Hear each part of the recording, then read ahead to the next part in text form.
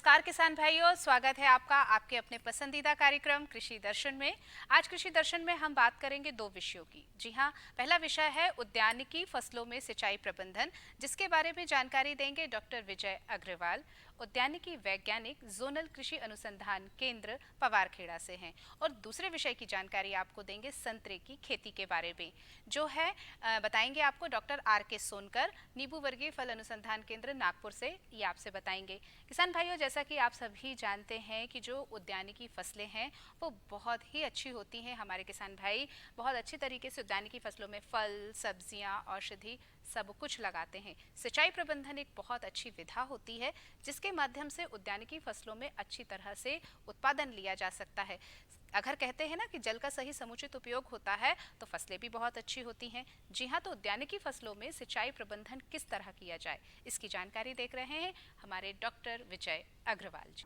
किसान भाइयों, उद्यानिकी फसलों में सिंचाई प्रबंधन की अगर हम बात करें तो सबसे पहले हमें समझना होगा कि उद्यानिकी फसलों के अंतर्गत कौन कौन सी ऐसी फसलें आती हैं। उद्यानिकी फसलें बहुवर्षीय फल की खेती से लेकर बहुत कम समय तक लगने वाली, जो 1 महीने में तैयार होने वाली पत्तेदार सब्जियां होती हैं, वो पूरी इस श्रेणी में आती है। तो निश्चित रूप से जब हम लोग फलों की बात करते हैं, सब्जियों की बात करते हैं, मसालों की बात करते हैं, फूलों की बात करते हैं, पत्तेदार सब्जियों की बात करते हैं, जड़ वाली और कंद वाली फसलों की बात करते हैं, तो साधारणतः हम एक ही प्रकार की सिंचाई विधि का इसमें उपयोग नहीं कर सकते हैं, क्योंकि जो हमारी पत्तेदार सब्जियां होती है उनको बहुत कम मात्रा में पानी की आवश्यकता होती है। वहीं पर जो हमारी फलदार पौधे होते हैं उनको ज़्यादा पानी की आवश्यकता होती है। तो सबसे पहले हमको इसमें जो परंपरागत सिंचाई पद्धतियां होती हैं उनसे हटकर उद्यानिकी फसलों में सिंचाई की आवश्यकता होती है। इसमें एक बात और ध्यान में रखना होती है, जैसे कि हम गेहूं की बात करते हैं या चने की बात करते हैं, चने में जहां पर पूरा 4 से 5 महीने में 2 बार पानी की आवश्यकता होती है और इसी प्रकार गेहूं में 2 से लेकर 5 पानी की आवश्यकता होती है। लेकिन जो उद्यानिकी फसलें होती हैं उसमें जो सिंचाई है उसकी बारंबारता अधिक होती है, यानी हमें कम समय में कम मात्रा में अधिक बार पानी देने की आवश्यकता होती है, क्योंकि इनकी जल मांग उस आधार पर ही होती है। अब हम बात करते हैं कि जो सिंचाई के तरीके हैं वो कौन कौन से होते हैं। तो किसान भाइयों, पहला जो परंपरागत तरीका होता है, जैसा कि आप सब लोग जानते हैं, जो वर्तमान में बहुत सारे हमारे किसान भाई उपयोग करते हैं, वो है कि बहाव पद्धति से पानी दे दिया। बहुत बार हम लोग किसानों के बगीचे में जाते हैं, सब्जियों के खेत में जाते हैं, तो देखते हैं कि किसान ने एसडीपी पाइप के द्वारा ट्यूबवेल से पानी लिया या नहर से पानी दिया और पूरे खेत में बहा दिया। ये बहाव पद्धति होती है और ये बिल्कुल भी उपयुक्त नहीं होती है। और इसका थोड़ा सा सुधरा हुआ रूप हमने देखा है कि जो क्यारियों में, यानी नालियों में और क्यारियों में सिंचाई का प्रयोग किया जाता है। जैसे कि बगीचे में हमने पौधे की कतार के बीच में पूरी नाली बना दी और एक तरफ से पानी छोड़कर दूसरी तरफ तक उसको लेके जाते हैं, ये होती है। और इसके अलावा तीसरी पद्धति जो परंपरागत पद्धति में ही आती है वो थाला, यानी पौधे के पास, अगर हम फल वृक्षों की बात करते हैं तो पौधे के पास थाला बनाकर उसमें पानी को भर दिया जाता है। लेकिन किसान भाइयों, आज के समय में अगर बात करते हैं तो इस प्रकार की सिंचाई की पद्धतियों का ज़्यादा उपयोग नहीं होता है और ना ही हमें उद्यानिकी फसलों में इनका उपयोग करना चाहिए। अब बात करते हैं कि अगर इन पद्धतियों का प्रयोग ना करें तो हम किन पद्धतियों का प्रयोग करें। तो इसके लिए सबसे अच्छा तरीका होता है बागवानी फसलें या उद्यानिकी फसलों के लिए कि हम माइक्रो इरिगेशन पद्धति का उपयोग करें, जिसे हम सूक्ष्म सिंचाई पद्धति कहते हैं। आपने इसका नाम तो बहुत सुना होगा। अभी हमारे बहुत सारे मध्य प्रदेश में किसान भाई ऐसे हैं जो इस पद्धति का उपयोग कर रहे हैं और वर्तमान में लगभग 5 लाख हेक्टेयर से ज़्यादा हमारा जो क्षेत्र है वो इन सिंचाई पद्धतियों के अंतर्गत आता है। इसमें सूक्ष्म सिंचाई पद्धति में 2 प्रकार की पद्धतियां आती हैं। एक होती है ड्रिप इरिगेशन सिस्टम, या जिसे हम टपक सिंचाई पद्धति बोलते हैं, और किसान भाइयों दूसरी होती है स्प्रिंकलर या फव्वारा सिंचाई पद्धति। दोनों ही प्रकार की जो सिंचाई पद्धतियां होती हैं वो उद्यानिकी फसलों में उपयोग में आती है। अब कौन सी पद्धति का हमें कहां पर प्रयोग करना है, इस बारे में हम विस्तृत रूप से थोड़ा समझते हैं। तो जैसा कि हमने बताया, ड्रिप इरिगेशन या टपक सिंचाई पद्धति। टपक सिंचाई पद्धति मध्य प्रदेश में और पूरे भारत में ही बहुत आज के समय में बहुत ही लोकप्रिय सिंचाई पद्धति है। इसका मुख्य रूप से जो प्रयोग होता है वो होता है फलों की खेती में, सब्जियों की खेती में, फूलों की खेती में और मसालों की खेती में। यानी ज़्यादातर ड्रिप इरिगेशन सिस्टम या टपक सिंचाई पद्धति का प्रयोग इनमें होता है। इसके अलावा हम देखते हैं कि इसमें भी जब हम बात करते हैं, इसमें आगे जाते हैं, तो इसमें भी दो प्रकार की पद्धतियां होती हैं ड्रिप इरिगेशन में। एक होती है, एक आपने लाइन देखी होगी जिसमें एक निश्चित दूरी के बाद एक नोज़ल लगा रहता है, या इमीटर बोलते हैं या ड्रिपर बोलते हैं, जिससे बूंद बूंद करके पौधे के पास पानी जाता है। तो इसमें दो प्रकार होते हैं, एक होता है इनलाइन और एक होता ऑनलाइन। इनलाइन पद्धति जो होती है विशेषकर जो कम पास पास जो पौधे लगाए जाते हैं, जैसे सब्जियों के पौधे होते हैं वो पास पास लगाए जाते हैं, इसी तरह से फूलों के पौधे, मसाले वाली फसलें जो होती हैं वो पास पास लगाई जाती हैं। उसमें इनलाइन पद्धति होती है जो पूरी एक 16 mm की आप देखेंगे काली रंग की एक नलिका होती है, खेत में बिछा दी जाती है और इसमें से बूंद बूंद करके पौधों के पास पानी गिरता है। तो इस नलिका के अंदर ही जो ड्रिपर्स होते हैं या नोजल्स लगे रहते हैं और एक निश्चित दूरी पे, यानी 15 सेंटीमीटर की दूरी पर, 30 सेंटीमीटर की दूरी पर, 60 सेंटीमीटर, 45 सेंटीमीटर और 90 सेंटीमीटर की दूरी पर। तो जब हम इस पद्धति का प्रयोग करते हैं तो हमें जो कंपनी वाले हैं उनको बताना पड़ता है कि हम किस फसल में इसको प्रयोग में ला रहे हैं। तो इसका प्रयोग जो इनलाइन पद्धति होती है, जिसके जो लेटरल होती है या नलिका होती है उसके अंदर अपने आप पहले से ही बने हुए ड्रिपर्स होते हैं। दूसरा होता है हमारा इनलाइन ऑनलाइन पद्धति, यानी जो हमारी जो नलिका होती है काले रंग का जो लेटरल होता है उसमें निश्चित दूरी पर छेद करके ड्रिपर्स ऊपर से लगाए जाते हैं। और इस पद्धति का प्रयोग जो होता है वो होता है फलों की खेती में, क्योंकि फलों की खेती में पौधे दूर दूर लगे रहते हैं। यानी आप देखेंगे कि 2 मीटर से लेके 3 मीटर, 4 मीटर, 5 मीटर और जो बहुत ज़्यादा फैलाव वाले फलदार पौधे होते हैं वो 10-10 मीटर या 30-30 फीट की दूरी पे भी होते हैं। तो इसमें पौधों की जड़ों के पास उतनी दूरी पर छेद कर कर हम इसमें ड्रिपर्स को लगा देते हैं। तो ये हो गई टपक सिंचाई पद्धति। और जैसा कि मैंने बताया कि सभी प्रकार के फलों की खेती में, सभी प्रकार की सब्जियों की खेती में, फूलों की खेती में, मसालों की खेती में इस पद्धति का हम प्रयोग कर सकते हैं। दूसरा जो होता है फव्वारा सिंचाई पद्धति। अभी आप देख रहे होंगे कि जब हम गांव के पास से निकलते हैं, चूँकि हमारी फसलें चाहे गन्ना हो चाहे गेहूं हो इस समय खेतों में लगा हुआ है, और एक फव्वारा नुमा यानी काले वाले पाइप जो एचडीपी पाइप होते हैं उनसे फव्वारे खेतों में चलते हुए दिखाई दे रहे हैं। वो बड़े प्रकार, तो वो जो बड़े प्रकार के फव्वारे होते हैं वो भी इसी पद्धति का रूप है। तो फव्वारा पद्धति के अंतर्गत भी 3 प्रकार के फव्वारे होते हैं जिनका प्रयोग उद्यानिकी फसलों में किया जाता है। इसमें होता है एक माइक्रो स्प्रिंकलर्स या माइक्रो या सूक्ष्म फव्वारा, एक होता है मिनी स्प्रिंकलर, तीसरा होता है पोर्टेबल स्प्रिंकलर। अब तीनों चीज़ों को हमको कहाँ कहाँ पर लगाना है ये हमको समझना होगा। तो आप देख रहे हैं जैसे अभी हमने बताया कि गेहूं की फसल में इस समय फव्वारे खेतों में चलते हुए दिखाई दे रहे हैं। ये पोर्टेबल स्प्रिंकलर होते हैं। इसमें एक स्थान पर सिंचाई होने के बाद दूसरे स्थान पर इसको हम उठाकर रख देते हैं और वहां पर सिंचाई हो जाती है, यानी एक स्थान से दूसरे स्थान पर इसको स्थानांतरित कर सकते हैं। ये पोर्टेबल होते हैं। दूसरा जो होता है इसका जो छोटा रूप होता है वो मिनी स्प्रिंकलर होता है, और मिनी स्प्रिंकलर इस समय मध्य प्रदेश में बहुत ज़्यादा लोकप्रिय हो रहा है। विशेषकर जो हमारे ऐसे क्षेत्र हैं जहाँ पर प्याज की खेती होती है, लहसुन की खेती होती है, मटर हो रही है, आलू की खेती हो रही है, वहाँ पर ये मिनी स्प्रिंकलर्स का उपयोग होता है। और मिनी स्प्रिंकलर का में पानी जो निकलता है वो पोर्टेबल स्प्रिंकलर जो बड़े वाले फव्वारे होते हैं उनकी अपेक्षा कम निकलता है, और इसका जो फैलाव होता है वो भी कम होता है, 8 से 10 मीटर तक इसका फैलाव होता है। और इसमें भी एक फ़ायदा ये होता है कि हम कम समय में, कम बिजली में ज़्यादा क्षेत्र की सिंचाई कर लेते हैं। पोर्टेबल स्प्रिंकलर में गेहूं, चने आदि के लिए उपयुक्त होता है या गन्ने के लिए उपयुक्त होता है, लेकिन अगर हम जब सब्जियों की बात करते हैं तो पोर्टेबल स्प्रिंकलर की जगह, जैसा कि मैंने आपको बताया, मिनी स्प्रिंकलर का प्रयोग हमको करना चाहिए। और ये प्याज, लहसुन और मटर के लिए तो बहुत ही अच्छा होता है। और इसमें जो हमारी टपक सिंचाई पद्धति लगती है, ड्रिप इरिगेशन सिस्टम लगती है, उसी के माध्यम से इस को चलाया जाता है। और इसको चलाने के लिए ज़्यादा प्रेशर की भी आवश्यकता नहीं होती है, तो निम्न दाब या कम दाब में भी ये प्रणाली का प्रयोग किया जा सकता है।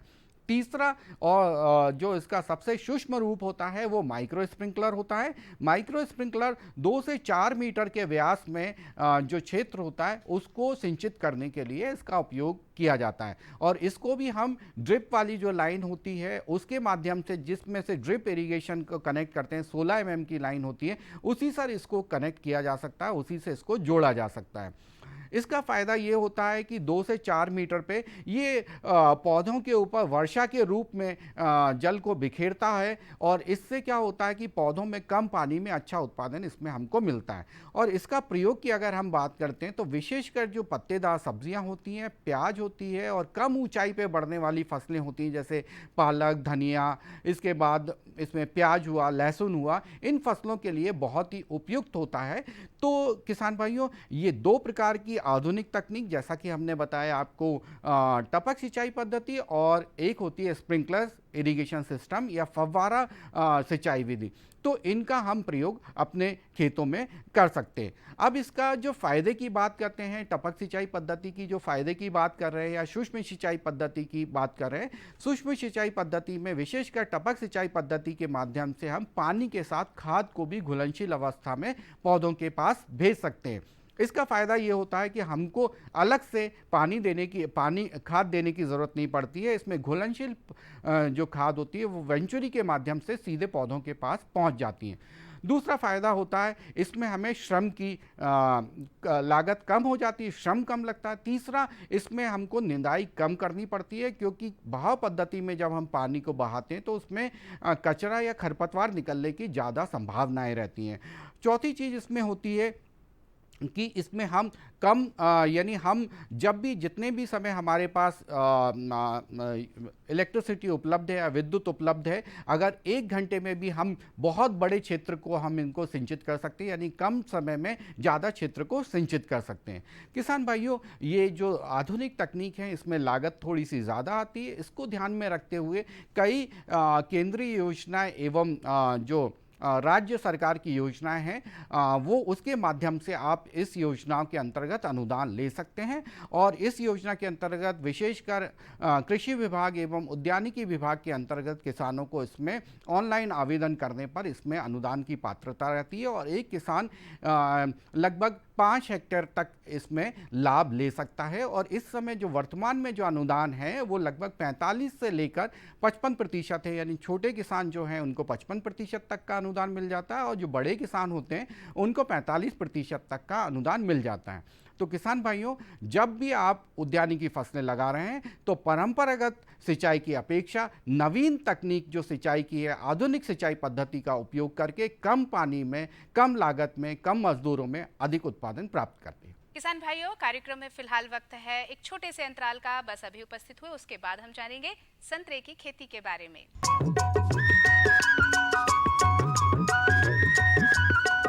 अरे सुन तो। मुझे क्या सुनाना चाहते हो? जो सुनाओ मेरी सौतन को। किसको? अरे वही तुम्हारा मोबाइल फोन जिससे सुबह शाम दिन रात चिपके रहते थे और कहते थे किसान कॉल सेंटर से बातें हो रही हैं। अच्छा, ये बात है। हाँ, क्यों? क्या हुआ? अब बात नहीं होती क्या? अब तो झट से बात हो जाती है। संबंधी समस्याओं का अपनी भाषा में तुरंत हल पाने के लिए पूरे भारत में किसी भी फोन से हेल्पलाइन नंबर पर संपर्क करें। किसानों का दोस्त किसान कॉल सेंटर।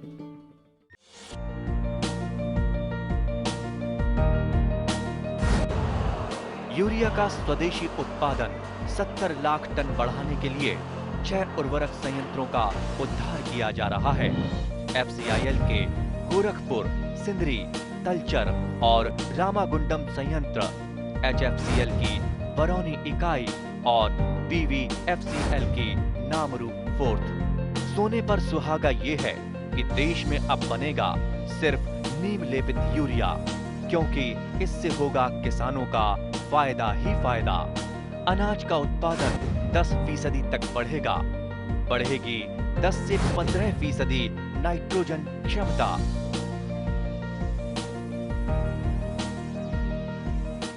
अंतराल के बाद आपका फिर से स्वागत है आपके अपने कार्यक्रम कृषि दर्शन में, जिसमें हम आपको जानकारी देते हैं नए विषयों की, कृषि से संबंधित अच्छी बातों के बारे में और नए अनुसंधानों के बारे में।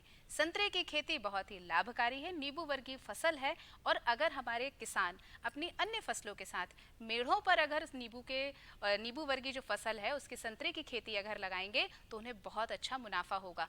किस तरह संतरे की खेती की जाए इसकी जानकारी दे रहे हैं डॉक्टर KR सोनकर। आइए देखते हैं।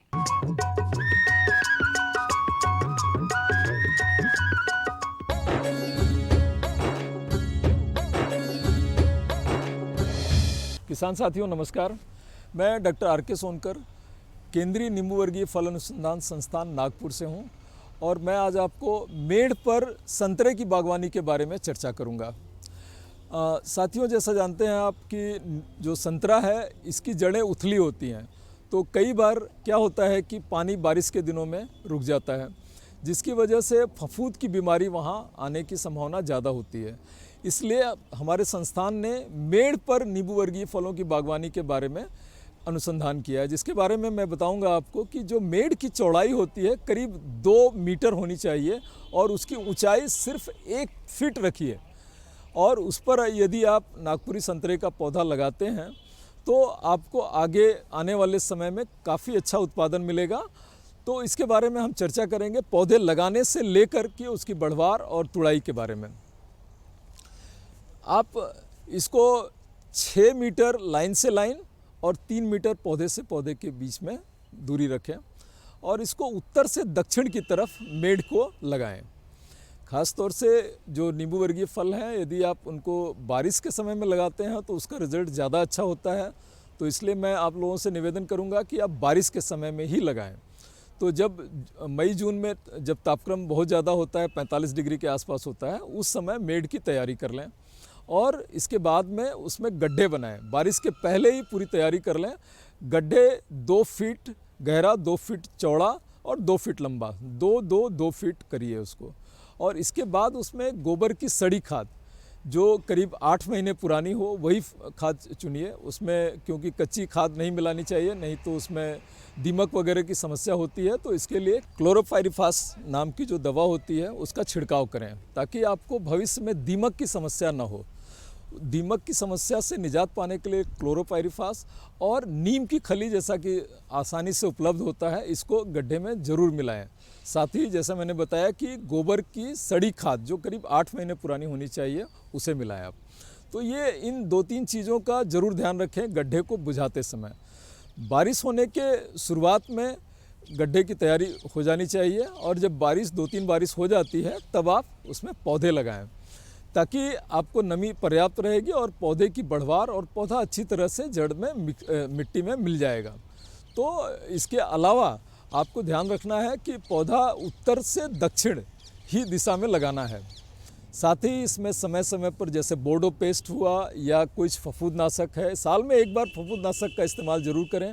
बोर्डो पेस्ट जिसे हम बहुत आसानी से अपने घर में तैयार कर सकते हैं, इसके लिए आपको 2 रसायनों की ज़रूरत पड़ती है। एक नीला थोथा या जिसे तुतिया भी कहते हैं, इसको 1 किलोग्राम 5 लीटर में पानी में भिगो करके, और वैसे ही दूसरा बुझा चूना जो होता है उसको 1 किलोग्राम 5 लीटर पानी में, इसको प्लास्टिक की बाल्टी में ही भिगोना चाहिए। रात को भिगो दीजिए, सुबह दोनों को मिलाइए, 10 लीटर की बाल्टी में मिला करके उसको पौधे के तने के आसपास में लगाना है। तो लगाने के पहले आप उसको ये टेस्ट परीक्षण जरूर करें कि हमारा जो रसायन है वो सही ढंग से तैयार हुआ है कि नहीं। तो इसके लिए हमें लोहे की छड़ या कोई जंग वाला चाकू या कुछ ऐसा हो, साफ़ करके उसको उसमें डुबोएं। डुबोने के बाद में उसको हवा में ऐसे लहराएं। जब सूख जाता है तो यदि आपके जो छड़ का रंग सफ़ेद है तो ये मान लें कि आपका घोल तैयार है। यदि इसमें तांबे का रंग जैसे दिखाई देता है तो उसमें थोड़ा सा 1 मुट्ठी चूना और मिलाएं और उसको घोल में मिक्स कर दें। इसके बाद उसको फिर से ऊपर ऐसे हवा में लहराएं। फिर यदि वो सफ़ेद दिखता है तो इसका मतलब आपका घोल आपके तने में लगाने के लिए तैयार है। तो उसमें आप क्या करें कि करीब 2 से ढाई फीट की दूरी तक तने में आप उसको लगाएं। और आपको लगाने का समय ये बता दूं कि ये मानसून के पहले और मानसून के बाद में लगाना है इसको। यदि आप साल में ये उपाय करते हैं तो कई सारी बीमारियों से आपको निजात मिल सकती है। तो मैं आपको और किसी जानकारी के लिए अगर आपको ज़रूरत है तो आप हमारे केंद्रीय नींबू वर्गीय फल अनुसंधान संस्थान नागपुर में संपर्क कर सकते हैं। इसकी वेबसाइट भी उपलब्ध है। इसके साथ साथ मेरा नंबर भी है, आप नंबर नोट कर लें कृपया, 9423404415। एक बार फिर से मैं दोहरा रहा हूँ, 9423404415। धन्यवाद। किसान भाइयों, कार्यक्रम में फिलहाल वक्त है खबरें खेती देखने का, तो आइए देखते हैं खबरें खेती की। नमस्कार किसान भाइयों, खबरें खेती के में आपका स्वागत है। चलिए सबसे पहले एक नज़र कृषि से जुड़ी आज की मुख्य खबरों पर। महिला स्व सहायता समूहों को लाभ, कृषि मशीनरी प्रशिक्षण, 200 साल पुराने कृषि यंत्रों का संग्रहालय बना, मध्य प्रदेश में नाबार्ड उपलब्ध कराएगा ऋण, और 600 प्रजाति के देसी बीजों का जतन संवर्धन। और चलिए अब देखते हैं समाचार विस्तार से। मुख्यमंत्री श्री शिवराज सिंह चौहान की अध्यक्षता में हुई मंत्रिपरिषद की बैठक में निर्णय लिया गया कि महिला स्व सहायता समूहों को 3 लाख रुपए तक के बैंक ऋण पर अतिरिक्त 2% ब्याज की प्रतिपूर्ति की जाएगी। प्रदेश में संचालित मध्य प्रदेश दीनदयाल अंत्योदय योजना, राज्य ग्रामीण आजीविका मिशन एवं शहरी आजीविका मिशन के अंतर्गत गठित महिला स्व सहायता समूहों को अतिरिक्त आजीविका के अवसर उपलब्ध कराने के लिए राज्य ग्रामीण आजीविका मिशन एवं शहरी आजीविका मिशन में सभी जिलों में उन्हीं महिला स्व सहायता समूहों को यह प्रतिपूर्ति की जाएगी जिन्हें राज्य शासन एवं केंद्र शासन से 3% ब्याज अनुदान प्रदान किया गया है। कृषि मशीनरी प्रशिक्षण। केंद्रीय कृषि मशीनरी प्रशिक्षण एवं परीक्षण संस्थान बुदनी में अंतर्राष्ट्रीय मिलेट वर्ष 2023 के तहत मोटे अनाजों मिलेट की विशेषताओं से परिचित कराने के लिए जागरूकता अभियान चलाया जा रहा है। इसके तहत मशीनरी का प्रदर्शन किया गया, जिसमें मशीन को चलाकर कोदो मिलेट की छिलके को निकालकर दिखाया गया। संस्थान के निदेशक महोदय श्री P.K. पांडे के द्वारा कोदो मिलेट के महत्व एवं उसके उपयोग के बारे में बताया गया तथा मिलेट मशीनरी के बारे में भी पूरी जानकारी प्रदान की गई। इसके साथ ही नर्मदापुरम जिले के मिसरोद गांव में कृषि ड्रोन का प्रदर्शन किया गया। प्रदर्शन के दौरान कृषि ड्रोन के उपयोग के बारे में जानकारी दी गई। 200 साल पुराने कृषि यंत्रों का बना संग्रहालय। बघेली विरासत को संरक्षित करने में दशकों समर्पित कर चुके पद्मश्री बाबूलाल दाहिया ने नई पीढ़ी को कृषि यंत्रों की विरासत से परिचित कराने के लिए लगभग 250 यंत्रों के संग्रहालय की स्थापना की है। सतना के पिथौराबाद में स्थापित इस संग्रहालय में कुछ यंत्र 200 से 300 वर्ष पहले तक कृषि क्षेत्र में प्रचलित थे। कई यंत्रों का संग्रह दाहिया ने स्वयं किया, वहीं कुछ उन्होंने पुराने कारीगरों द्वारा अपने खर्चों पर बनवाए हैं। कुछ यंत्र उन्हें दान में मिले हैं। इस संग्रहालय का उद्घाटन विधानसभा अध्यक्ष गिरीश गौतम ने किया। दाहिया ने बताया कि बघेली कहावतों के संकलन के संबंध में वे हर तरह के कारीगरों से मिले थे जहां पुराने यंत्र दिखते थे। दाहिया द्वारा अब तक 1000 बघेली कहावतों को लिपिबद्ध किया जा चुका है। साथ ही उन्हें धान की 200 किस्मों के अलावा गेहूं की 18 किस्मों और मोटे अनाज समेत 300 से अधिक देसी बीजों का उन्होंने संग्रह किया है। इसके लिए वे 15 साल तक देश भर में घूमे हैं। मध्य प्रदेश में नाबार्ड उपलब्ध कराएगा ऋण। राष्ट्रीय ग्रामीण एवं कृषि विकास बैंक नाबार्ड द्वारा मध्य प्रदेश राज्य के विकास को गति देने के लिए वर्ष 2023-24 के लिए प्राथमिकता प्राप्त क्षेत्र में 2,58,598 करोड़ रुपए की ऋण संभाव्यता का आकलन किया गया। ये पिछले वर्ष की तुलना में लगभग 6.43% ज्यादा है। यह जानकारी भोपाल में नाबार्ड के मध्य प्रदेश क्षेत्रीय कार्यालय द्वारा राज्य ऋण संगोष्ठी 2023-24 में दी गई। इसमें कृषि के लिए 1,80,160 करोड़ रुपए, एमएसएमई के लिए 65,832 करोड़ रुपए और अन्य प्राथमिकता वाले क्षेत्रों के लिए 12,606 करोड़ रुपए ऋण शामिल है।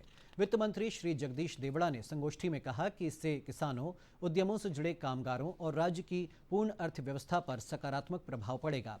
नाबार्ड के मुख्य महाप्रबंधक श्री निरुपम मेहरोत्रा, एसबीआई के मुख्य महाप्रबंधक श्री विनोद कुमार मिश्रा, आरबीआई के क्षेत्रीय निदेशक श्री नीरज निगम, अपर मुख्य सचिव कृषि श्री अशोक वर्णवाल, अपर मुख्य सचिव उद्यानिकी श्री JN कंसोटिया और अपर मुख्य सचिव वित्त श्री अजीत केसरी उपस्थित थे।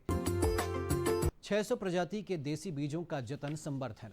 गुजरात के राज्यपाल आचार्य देवव्रत ने मध्य प्रदेश के मानसिंह गुर्जर को प्राकृतिक कृषि और उनके देसी बीज के संरक्षण कार्यों के लिए गांधीनगर स्थित राजभवन में 51,000 रुपए का पुरस्कार देकर सम्मानित किया। नर्मदापुरम जिले के बनखेड़ी तहसील के गर्धा गांव निवासी गुर्जर ने राजभवन में राज्यपाल से मुलाकात कर उनके समक्ष स्वयं की ओर से विकसित 5.5 फीट की देसी लौकी समेत कई देसी बीजों और कृषि उत्पादों को प्रस्तुत किया। 500 की जनसंख्या वाले गांव के गुर्जर ने जानकारी दी कि उन्होंने अपने बल पर 600 प्रजाति के देसी बीजों का जतन संवर्धन किया है। तो किसान भाइयों, खबरें खेती की में इतना ही। मुझे दीजिए अनुमति। नमस्कार। कृषि दर्शन कार्यक्रम के आज के अंक में आपने जाना कि उद्यानिकी फसलों में किस तरह सिंचाई प्रबंधन किया जाए और किस तरह उद्यानिकी फसलों को बेहतर से बेहतर तैयार किया जाए कि अच्छे से अच्छा उत्पादन हमारे किसान भाइयों को मिल सके। और साथ ही आपने जाना कि संतरे की खेती मेड़ पर कैसी की जाए। इन सभी जानकारियों से आप लाभ जरूर लेंगे। तब तक के लिए दीजिए अब हमें अनुमति। स्वीकार कीजिए। नमस्कार।